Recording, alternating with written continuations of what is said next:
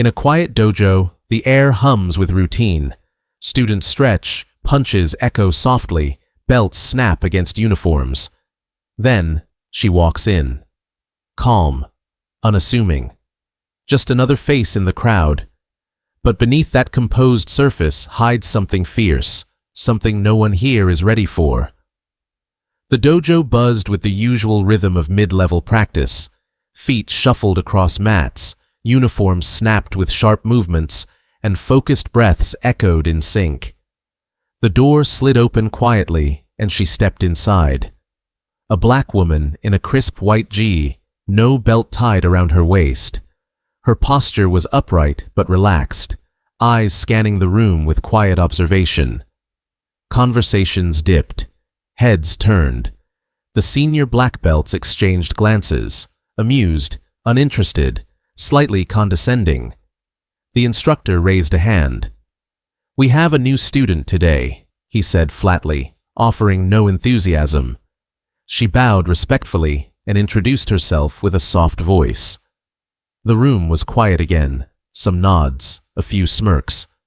Without a word, she took her place at the end of the line, hands at her sides, back straight, eyes forward. Warm-ups began. Stretching, deep stances, basic strikes and blocks. The group moved in rhythm, but she moved with purpose. Her form was precise, too precise for a beginner.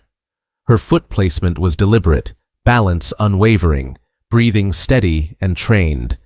But she masked it well, never outpacing the group, never drawing attention. Still, the sharpest eyes in the room began to notice. One black belt, tall and overly confident, broke the quiet with a chuckle. "You're gonna hurt yourself standing like that," he muttered loud enough to be heard. A few others laughed. She didn't respond. No glance, no reaction. Just a small exhale as she adjusted her stance without a word. His smirk widened, but behind it was a flicker of uncertainty. The instructor continued the drill, eyes occasionally flicking toward her, unreadable. He said nothing. As punches flowed and blocks snapped into place, something subtle shifted. Whispers floated between students. Her movement, clean, controlled, fluid, didn't match the image of a rookie, but none of them said it aloud.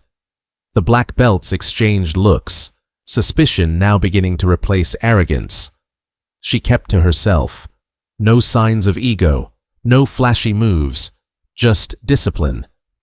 But every step she took, every motion she executed, held a depth that couldn't be faked. The tension in the room thickened, unspoken, but growing. They had labeled her before she'd even bowed in. But something about her silence, it didn't feel like fear. It felt like restraint. The air in the dojo shifted as the instructor clapped his hands, signaling the start of sparring drills.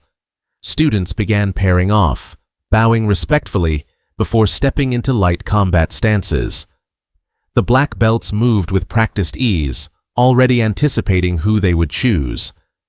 Without hesitation, the same tall, mocking black belt from earlier stepped forward, eyes locked on her. "I'll take the newbie," he said, his grin smug.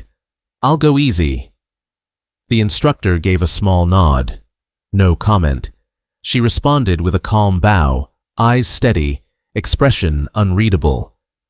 The others chuckled under their breath, forming a loose circle around them, eager to watch. She adjusted her stance, balanced, respectful, textbook perfect. They began.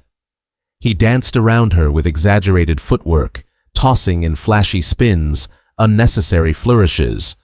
His punches were fast, but never meant to land. Taunting, testing her.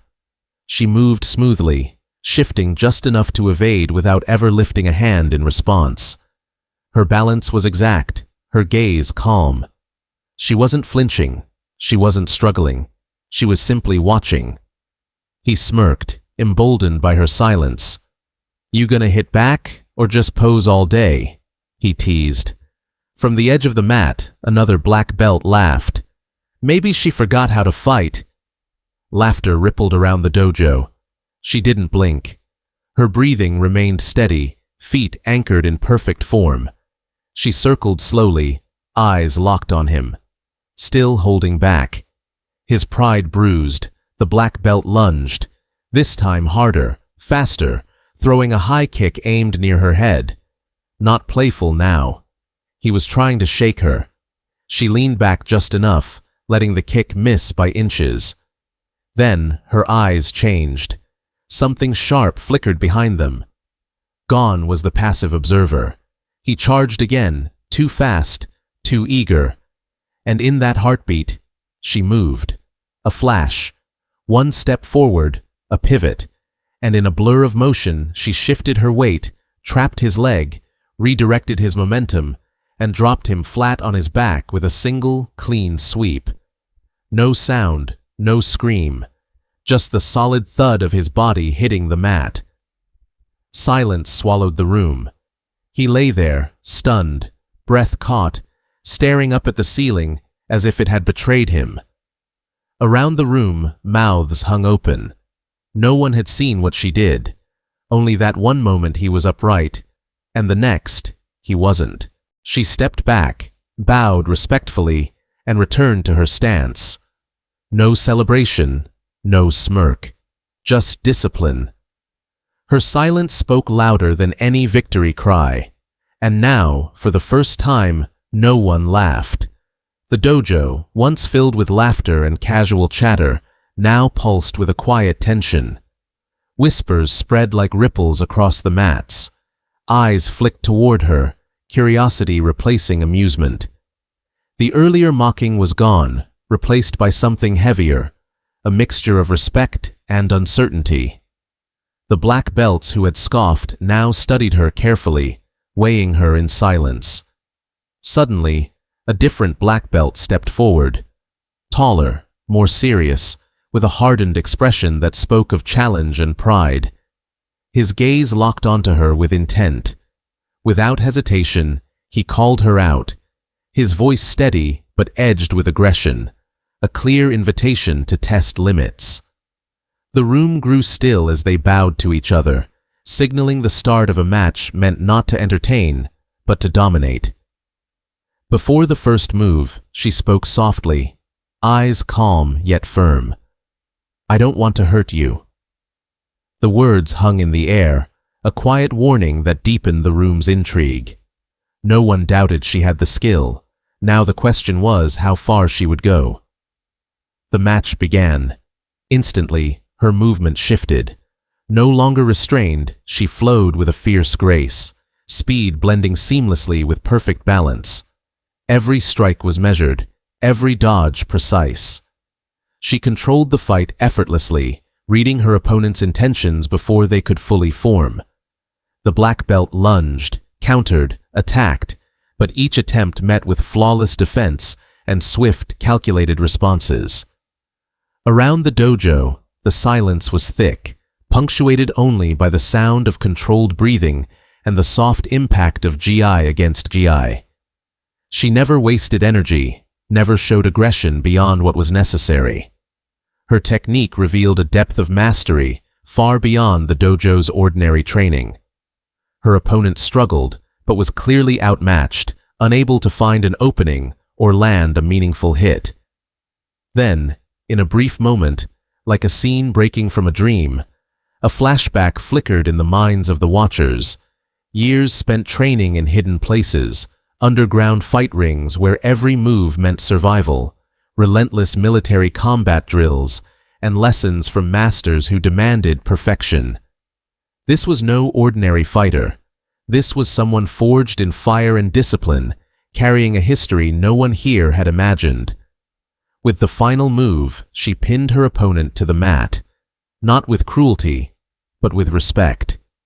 She held him firmly, her gaze steady and sincere. The room remained hushed, the weight of what they had witnessed settling over everyone. The instructor stepped forward, voice low but filled with acknowledgement. "You've been hiding your power." Her eyes met his briefly, a quiet nod exchanged between warrior and teacher. The truth behind the newcomer's silence was finally revealed. Not weakness, but a strength chosen to be shown only when necessary. The dojo, once quick to judge, now faced the undeniable reality of humility wrapped in extraordinary skill. The class wound down quietly, the usual noise replaced by a respectful stillness. Students moved to line up along the edge of the mat, faces no longer twisted in mockery or arrogance. Instead, there was a newfound calm, a subtle shift in the air that spoke volumes. The black belts who had once jeered now nodded with quiet respect as she took her place among them. The tension that had gripped the room earlier had melted into something more profound, a collective acknowledgement of strength and humility. As the instructor called the class to attention, a hand rose from the crowd. A senior student, voice steady but respectful, asked if she would consider teaching a class in the future. She shook her head gently, her tone soft but firm. "I'm here to learn," she said simply. "To train in peace." There was no boastfulness in her words, only a clear intention that resonated deeply with everyone present. Curiosity lingered, and another student ventured a question, quieter this time. "Where did you learn to fight like that?" she was asked. A small smile curved her lips, mysterious and knowing, but she gave no answer beyond that. Her silence spoke of experiences too vast and personal to share casually, yet it invited respect rather than speculation. The instructor stepped forward, his voice low and sincere as he addressed the group. "You've reminded us all what martial arts is truly about," he said. "Not just strength or skill, but discipline, respect, and humility." His words seemed to echo in the stillness, grounding the moment in something deeper than competition or pride. As the class bowed out, she gathered her things and prepared to leave.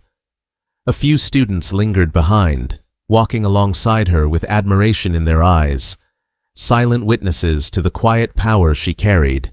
They said nothing, but their presence spoke volumes. Respect earned without a word, a bond formed through understanding rather than speech. The dojo door opened, and she stepped outside into the soft glow of the evening light. Her movements were calm, purposeful, carrying the weight of everything that had passed behind her. She walked away with quiet strength, leaving the echoes of the day behind, but carrying their lessons forward. Like nothing had happened, but everything had.